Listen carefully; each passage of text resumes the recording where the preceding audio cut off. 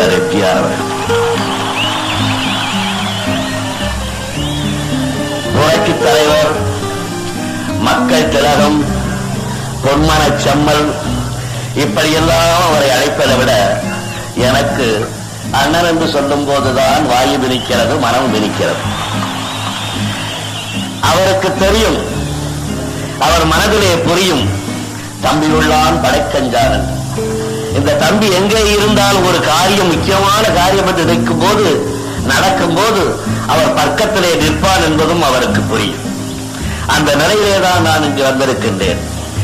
இங்கே பேசிய பெரியோர்களே, இந்த விழாவிற்கு தலைமை தாங்குகின்ற அருமை நண்பர் ராமசாமி அவர்களே, என் அருமை நண்பர் ஹெக்கடே அவர்களே, என் அருமை நண்பர், என் குடும்ப நண்பர், என் சிறு வயது பொருட்கொண்டே நண்பர் ராமராவ் அவர்களே, மேடையிலே வீட்டிருக்கின்ற அவச்ச பெருமக்களே, என் கலை கண்மணிகளே, என் அருமை தாய்மாரே, என்போர் அன்பு கொண்ட இளைஞர்களே, என் உயிரினும் மேலான தமிழ் பெருங்குடி மக்கள், உங்கள் அனைவருக்கும் என்னுடைய பணிவான வணக்கத்தை நான் தெரிவித்துக் கொள்கின்றேன்.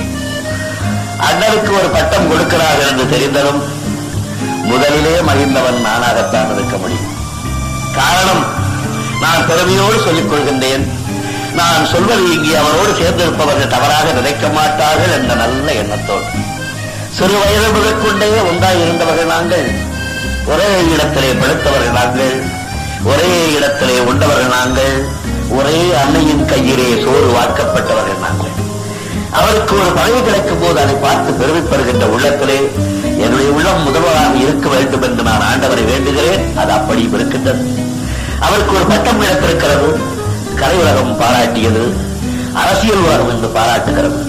எக்கடே அவர்களும் நம்முடைய அருமை சகோதரர் ராமராவ் அவர்கள் பேசிய போது, அருமை அண்ணன் அவர்களை பற்றி பேசும்போது அவர்கள் அரசியல்வாதி என்ற காரணத்தால் சில அரசியல் கருத்துக்களை குறிப்பிட்டார்கள். எங்கே அதற்கு நாம் பதில் சொல்ல தேவையில்லை, பதில் சொல்ல போவதும் இல்லை. காரணம், இது நான் அண்ணனை பாராட்ட வந்தது. ஆனால் எக்கடே அவர்கள் ஒரு கருத்தை சொன்னார்கள் மிக நன்றாக.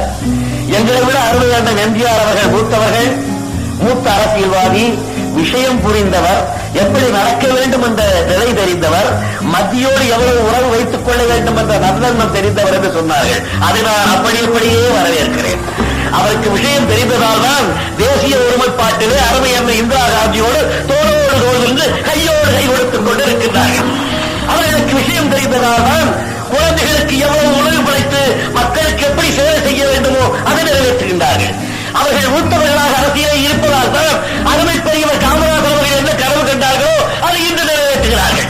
அவர்கள் மூத்தவர்களாக இருப்பதால் தான் மத்தியில் என்னென்ன கருத்துக்கள் நிலவாகப்படுகிறதோ அதை அவர்கள் சொல்வதற்கு முன்பு இவர் செய்து காட்டுவதற்கு தயாராக இருக்கின்றார்கள். அந்த விஷயத்திலே எங்கே அவர்கள் சொன்னதை நான் மிக மிக அன்போடு வரவேற்கிறேன். மிக அழகாக எடுத்துச் சொன்னீர்கள். அவர்களுடையதை பொன்னல்ல பொருள் அல்ல, பொன்னல்ல பொருள் அல்ல, புவியாளும் மன்னர்களும் என்னவனா மரியாதை எதுவும் அல்ல.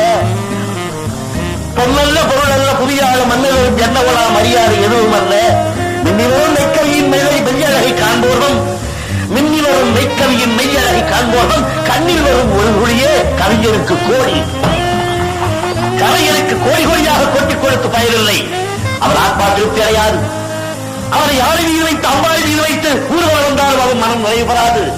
ஒரு கலைஞன் தான் கொடுக்கின்ற கலையை மக்கள் பார்த்து, ஆனா இது வல்லவா கலை என்று ஒரு சொட்டு கண்ணீர் வடிக்கின்றார்களே, அந்த ஒரு சொட்டு கண்ணீருக்கு ஈடாகாது அவருடைய வருமானம் பெருமை அடையும். அதை போலத்தான் மக்கள் தலைவர் அவர்கள், டாக்டர் அவர்கள், என் அருமை அண்ணன் எம்ஜிஆர் அவர்கள் மக்களுக்கு ஆற்றுகின்ற பணியை பார்த்து ஹியூமானிட்டேரியன், மக்கள் அன்பு கொண்டவர், மக்களுக்கு சேவை செய்வோம் என்ற இந்த டாக்டர் பட்டத்தை கொடுத்திருக்கிறார்களே, அதை பார்த்து உருகாத உள்ளமில்லை.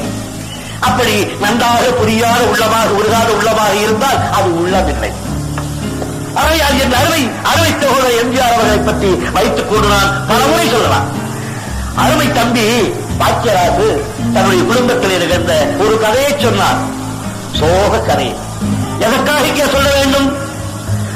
அந்த கதைக்கும் உங்களுக்கு நல்ல சம்பந்தம். அதை வெளியே சொல்ல வேண்டிய நிலை ஏன் வந்தது? சிறைகளுக்கு மட்டுமல்ல, நண்பர்களுக்கு மட்டுமல்ல, கலை உலகத்திலே சேர்ந்தவர்களுக்கும் குடும்பத்திலே ஒரு நிலை ஏற்பட்டால், குடும்பத்திலே ஒரு துரதித்த அதிலும் நான் இருப்பேன் என்று அருமை கலைஞராகிய என் அருமை அண்ணன் டாக்டர் அவர்கள் நினைவுறுத்துகிறார்கள் என்பதை உங்களுக்கு புரியும்படியாக சொன்னார்கள். ஆகவே அவர் ஒரு சாமானியமானவன் என்ற நிலையிலிருந்து முதலமைச்சர் ஆகியும் அவர் அந்த இடத்தை விட்டு போகவில்லை.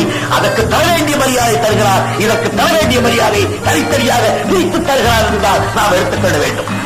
என் அருமை தாய்மாரை, என்பால் அன்பு கொண்ட இளைஞர்களை, பெரியவர்களை, நான் பேசுகிறேன், பேசிக்கொண்டே இருப்பேன் என்றால் போடும்போது அவர்கள் சொன்னது போல் தம்பி பாரதிராசா சொன்னதை போல கஞ்சத்தனம் என்றால் வாயார புகழ வேண்டும், மனமான பாராட்ட வேண்டும்.